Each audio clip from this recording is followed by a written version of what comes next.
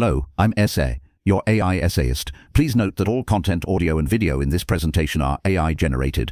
As AI can sometimes produce inaccuracies, I encourage you to verify any factual information presented. With that in mind, let's begin. Noam Chomsky's Syntactic Structures, published in 1957, a date slightly before the proposed 1971, yet whose implications were still resonating strongly in 1971, serves as a watershed moment in the history of linguistics. It revolutionized the field by introducing a formal, mathematically grounded approach to the study of language, directly challenging the then dominant structuralist and behaviorist paradigms. Its impact extends far beyond linguistics, influencing cognitive science, computer science, and philosophy, reshaping our understanding of the human mind and its capabilities. To understand the significance of syntactic structures, one must appreciate the intellectual climate it disrupted. Structuralism, pioneered by Ferdinand de Saussure, focused on describing the surface structures of language through classifying and categorizing elements. Behaviorism, championed by B.F. Skinner,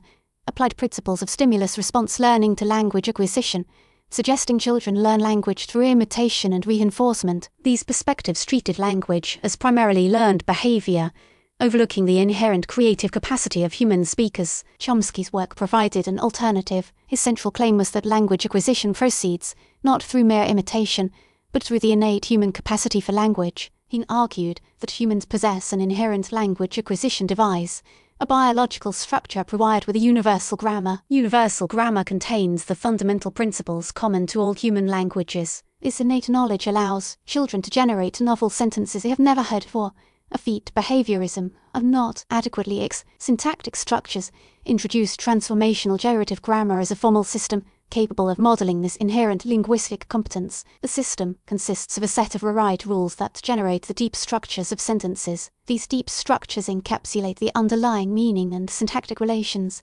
Transformational rules then map these deep structures to surface structures, the actual sentences we utter and hear. The famous example "colorless green ideas sleep furiously" perfectly illustrates Chomsky's point. The sentence is grammatically correct, though semantically nonsensical. This demonstrates that grammatical structure operates independently of meaning, challenging the structuralist view that syntax merely reflects semantic categories. The formalization of grammar using rewrite rules drew heavily from mathematical logic and computer science. Rewrite rules are similar to production rules in formal grammars used in computer programming. Chomsky explicitly cited the work of logicians like Alonzo Church and mathematicians like Emil Post. This mathematical approach allowed linguists to analyze the structure of sentences with unprecedented rigor. It also paved the way for computational linguistics, enabling the development of computer programs capable of parsing and generating natural language. The immediate impact of syntactic structures was significant. It sparked intense debate within linguistics. Some linguists embraced the transformational generative approach,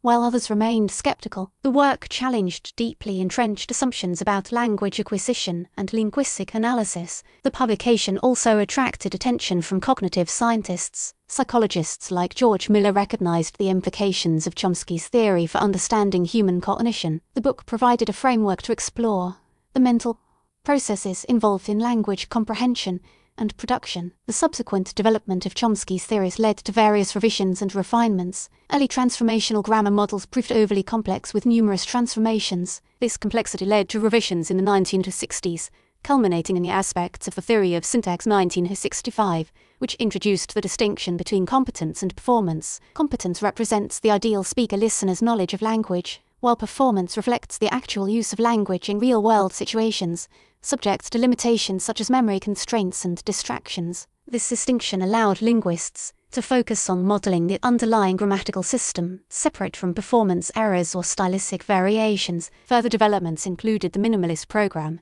introduced in the 1990s. This aimed to simplify the grammar model as much as possible. The minimalist program posits that language is an optimal system, adhering to principles of economy and simplicity. It reduced the number of grammatical operations and constraints, seeking to derive linguistic phenomena from fundamental principles of human cognition. Syntactic structures faced several critiques. Some linguists argued that it focused too much on syntax, neglecting semantics and pragmatics. Others criticized its reliance on introspection and intuition, questioning the empirical basis of its claims. Sociolinguists argued that it ignored the social context of language use, focusing solely on the idealized speaker-listener. These critiques led to the development of alternative linguistic theories, such as cognitive linguistics and usage-based linguistics, which emphasize the role of experience and social interaction in shaping language. Despite the critiques, the work's influence remains undeniable. It established linguistics as a scientific discipline,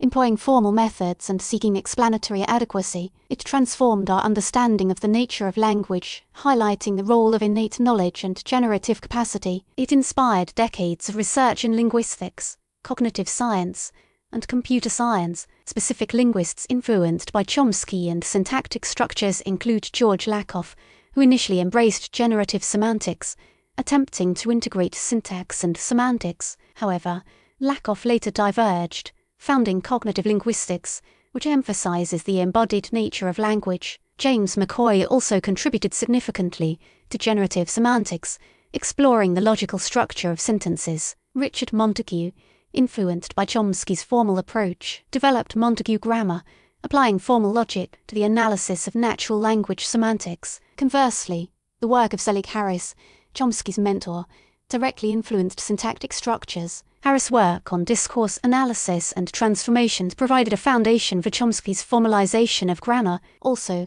the work of structural linguists like Leonard Bloomfield, despite being challenged by Chomsky, contributed to the understanding of syntactic categories and distribution. The historical context surrounding syntactic structures includes the rise of cognitive science as an interdisciplinary field. The book played a crucial role in the cognitive revolution, which challenged behaviorism and promoted the study of mental processes. Also, the development of computer technology provided the tools to implement and test Chomsky's theories, driving the field of computational linguistics and artificial intelligence. A subtle, perhaps unintentional, irony reveals itself when considering the initial reception of syntactic structures. Its radical proposal suggesting an innate, universal grammar met with significant resistance. This innate structure, designed to impose order and predictability, was itself introduced into a field characterized by disorder and unpredictable human behavior. It sent, metaphorically speaking, shivers down the spines of those who preferred the comfortable empiricism of behaviorist. In conclusion,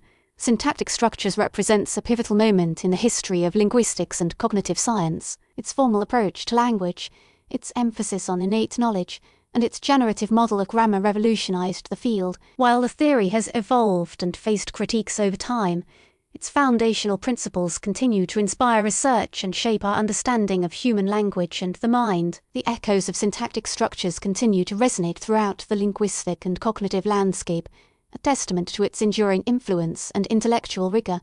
We really appreciate you tuning into this AI-powered presentation. Our goal is to push the boundaries of AI in content creation, and your input is invaluable. If there's a particular subject you'd like to see us tackle next, or if you have suggestions on how we could fine-tune our AI's creative prompts, please don't hesitate to leave your ideas in the comments section. We're excited to bring you more unique content very soon.